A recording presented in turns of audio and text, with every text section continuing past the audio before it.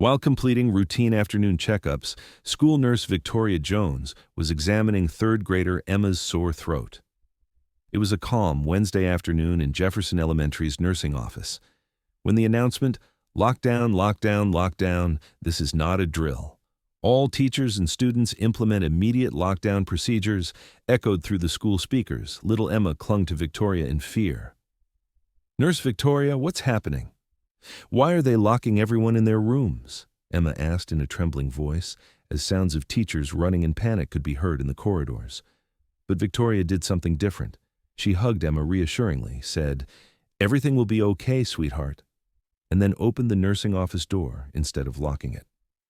Unlike other staff heading to hide, she was walking toward the main corridor where the danger sounds were coming from. In the next 2 minutes, everyone at Jefferson Elementary would learn who Victoria Jones really was, because those automatic weapon sounds and tactical movements weren't foreign to her at all. When she confronted the armed intruder in the main corridor, Victoria's movement had changed. Her walk had changed. Even the way she held her stethoscope was different. It was as if she had become a completely different person. Welcome to Hidden Legends.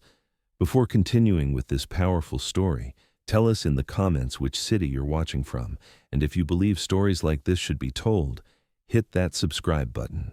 Victoria Jones was a 40-year-old school nurse who had been working at Jefferson Elementary School in Austin for 7 years. All 400 students in the school loved her dearly. She was calm, reliable, always in the right place at the right time. "Nurse Victoria is our angel," the students would say. "We feel safe when we're with her." But Victoria's safety feeling came from places very different from a normal school nurse's experience. Her work routine at school was the same every day. She would arrive at 7:30 a.m. and leave at 4 p.m., treating scrapes, stomach aches, headaches, flu checks, standard school nursing duties. But Victoria's approach was different. Other teachers found Victoria's response to emergencies strange. "Victoria, how do you stay so calm during crisis moments?" they would ask. "Training," Victoria would say quietly. "Some situations can be unexpected. You need to be prepared." This training came from a 15-year Delta Force career. In the 1st Special Forces Operational Detachment Delta, counterterrorism operations, hostage rescue, close quarters combat, Victoria had served operationally in the world's most dangerous places. Victoria Jones's real story began 23 years ago. She had joined the Army at 18. But why? It wasn't family tradition. It wasn't economic necessity. It was something else. Since childhood, Victoria had been interested in protection duties, organization, discipline, protecting innocent people. "I want to protect innocents in danger," she had told the military recruiter. After basic military training, she received medical education, then aviation school, Ranger School. She showed extraordinary performance. She caught the attention of Special Operations Command. Delta Force selection was the toughest military training. Psychological evaluation, physical endurance, tactical skill assessment, close quarters combat specialization. Victoria managed to place in the top 3 among female candidates in history. During her 15 years of active duty, Victoria had served in various dangerous regions: counterterrorism operations, hostage rescue missions, high-value target protection, civilian area security. Victoria's expertise was close quarters combat and civilian protection operations. Her most critical missions were school and hospital security operations, educational institutions under terrorist threat, civilian protection, child security. She had completed over 200 successful protection operations. Victoria's Delta Force training wasn't just standard combat, close quarters combat, civilian protection tactics, hostage rescue procedures, child psychology, specialized skills. "A Delta operator must be a multi-purpose protector," said Training Commander Lieutenant Colonel Martinez. "Combat specialist, protection expert, psychological analyst, life-death decisions in civilian areas." Victoria had fully embraced this philosophy: tactical protection in civilian areas, security operations in school environments, child safety protocols.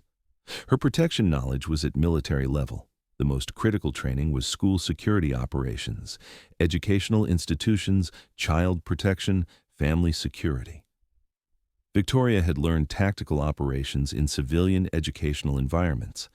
During an operation in Syria, they had rescued 80 children from a school under terrorist attack.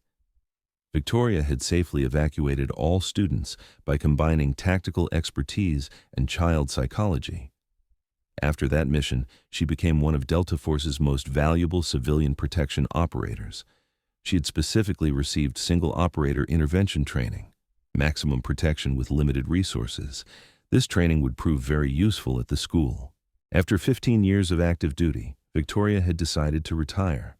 PTSD symptoms, desire for normal life, commitment to community service. She had made a career change to the education sector.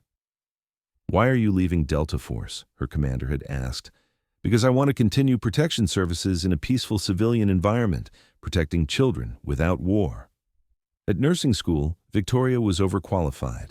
Advanced medical education, crisis experience, emergency response skills. But the instructors didn't question her detailed military background. "I've always wanted to work in child health," Victoria had said, "to provide medical care and security to children." School nursing was a perfect fit. The school environment felt familiar to Victoria. Child protection, security procedures, crisis management, but civilian, peaceful. When Jefferson Elementary hired her, Victoria was an extraordinary nurse. Child care, medical excellence, crisis management, but no one knew her extraordinary military protection background. Wednesday, March 14th, Victoria was on her normal shift. Routine checks in the school nursing office, flu symptoms, scrape treatments, headache checks, normal school nursing duties. Victoria was examining third grader Emma's sore throat in the nursing office. An 8-year-old sweet girl, mild cold symptoms, routine check. "Nurse Victoria, my throat still hurts," Emma said sadly. "It'll pass soon, sweetie. If you drink lots of water, you'll get better much faster," Victoria said with a loving smile. But Victoria had noticed unusual activity in the school. Increased movement of security personnel, tense behavior of administrative staff, subtle tension signals.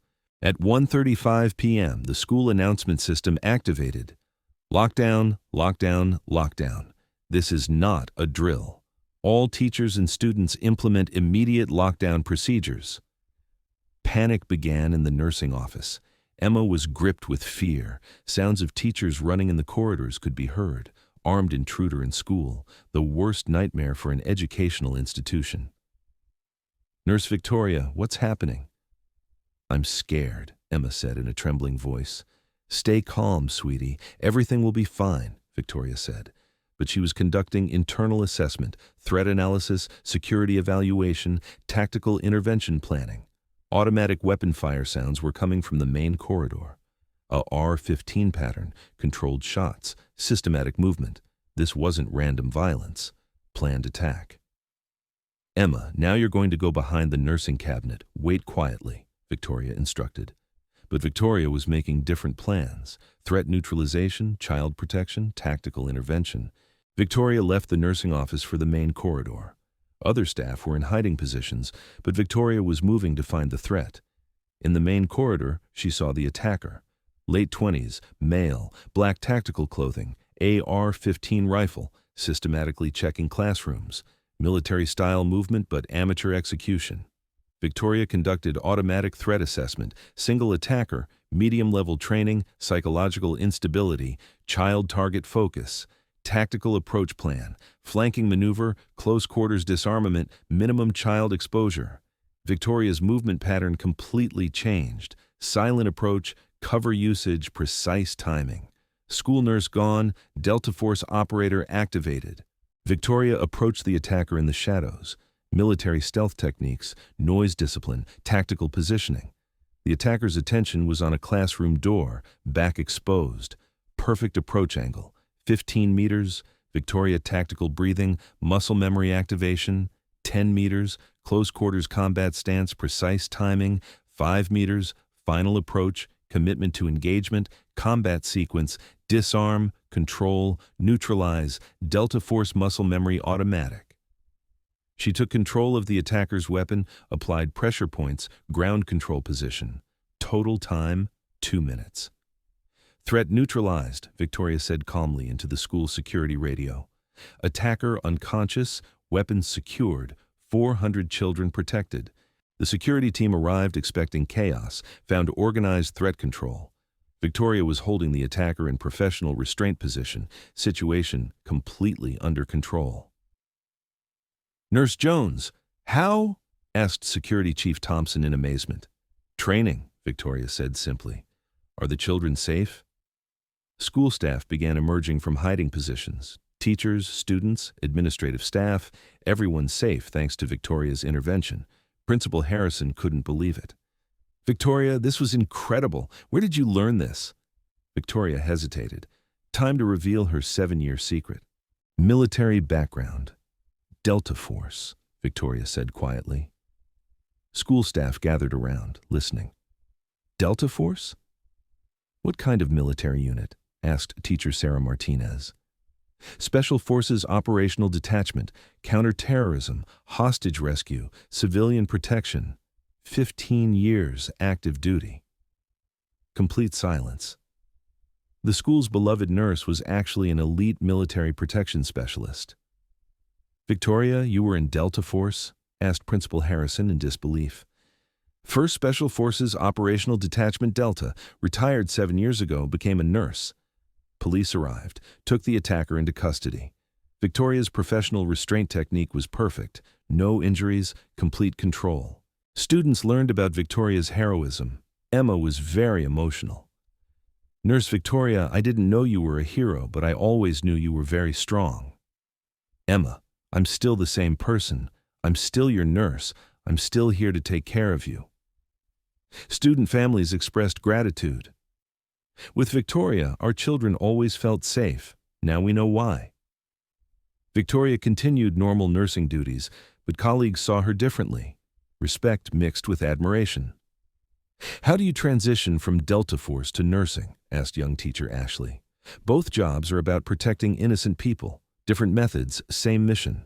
Victoria's former Delta Force teammates learned the news. Messages and phone calls came from around the world. Heard about the school protection operation, classic Jones tactical response. Once Delta, always a protector. Glad the children are safe. Retired Commander Colonel Davis personally called, Victoria, I'm proud of you. Perfect protection response under civilian conditions. Commander, I just did what training taught us, protecting innocent children. Exactly what we trained for. Protection service continues in different forms. Victoria's story isn't just about heroism. It's about the evolution of service spirit, the peaceful application of warrior skills. From Delta Force to school nursing, from war operations to child care, from tactical intervention to healing touch, always serving. The Army taught me to fight. School nursing taught me to heal. The community taught me that both skills are valuable. Children who survived the school attack say this when they see Victoria. Real protectors don't stop fighting. They find new battles worth fighting. Victoria's courage that day was the civilian application of Delta Force training. Military expertise applied in school security. I'm no longer a soldier, but the protective spirit never ends. Service continues, mission changes. Children will understand in the future. Protection takes many forms. So I ask you, do you know veterans quietly serving in your educational community? Hidden military backgrounds silently contributing in civilian educational services? Share your experiences in the comments. Because at Hidden Legends, we believe the greatest protectors often serve in the most sensitive care roles. If this story moved you, share it, subscribe, and help these important veteran stories continue. We'll see you in the next legend. And remember, the next time you see a school nurse, teacher, or education worker, they might have military service backgrounds you never knew about. Real heroes transform their forms of service, but the protective spirit never ends.